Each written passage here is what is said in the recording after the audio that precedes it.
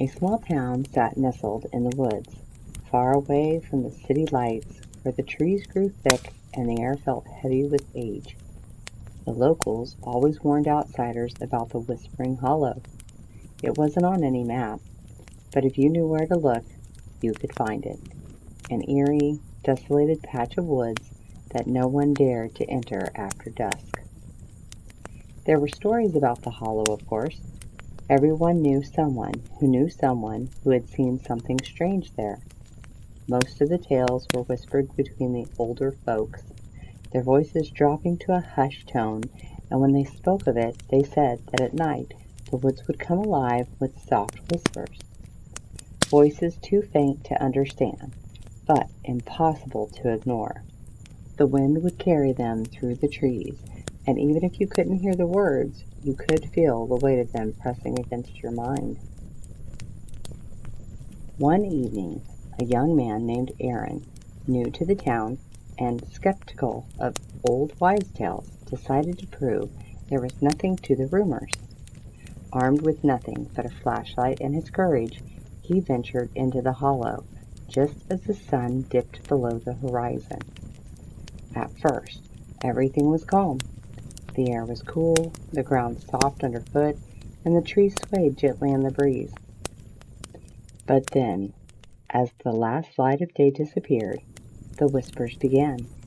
They were faint at first, just like a murmur beyond the edge of hearing. He shook it off, telling himself it was just the wind. But then the whispers grew louder. Help me! Aaron froze, the hair on the back of his neck standing on end. He turned around, but the woods were still. His flashlight flickered. He swallowed hard, trying to laugh it off. "Just the wind," he muttered. "Just the wind."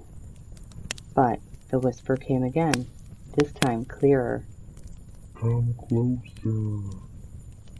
The words seemed to come from all around him, swirling through the woods, as though the woods themselves were alive.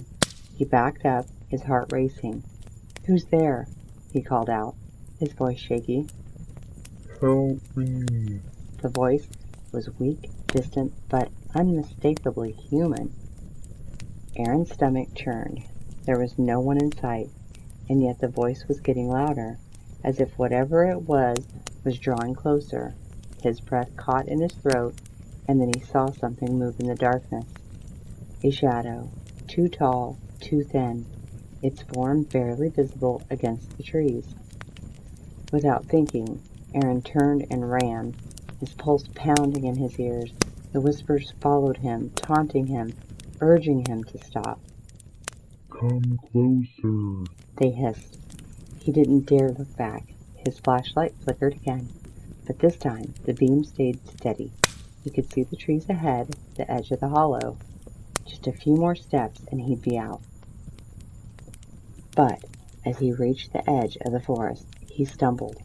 The ground was soft, and he fell to his knees. He gasped for air, trembling all over. He looked around wildly, but the whispering had stopped. Silence. The kind of silence that pressed down on you, thick and suffocating. Aaron took one last glance into the woods. The shadows were still there, but something was different. In the deepest part of the hollow, where the trees grew so thick that light could never reach, a figure stood. A pale face, hollow eyes, and a twisted smile stared at him from the darkness. And then, just as quickly as it had come, the figure was gone, vanished into the trees like it had never been there at all. Aaron didn't wait for anything else. He scrambled to his feet, his legs shaking, and ran. He didn't stop until he reached the town, panting, drenched in sweat.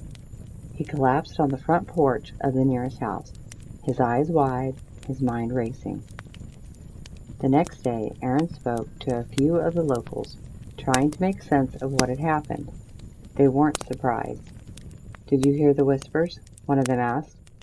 "Yes," Aaron replied, his voice hoarse. "The hollow knows your name now. It doesn't let go." Aaron didn't know what they meant, but he didn't care to find out. That night, he locked every window and door, and even then he couldn't shake the feeling that something was watching him. And then, just before he fell asleep, he heard it. Help me. It was faint, but it was there. And this time, the voice was closer than it had ever been. Thank you for listening. I hope you enjoyed tonight's story. Subscribe and turn on notifications so you don't miss out on the next scary story.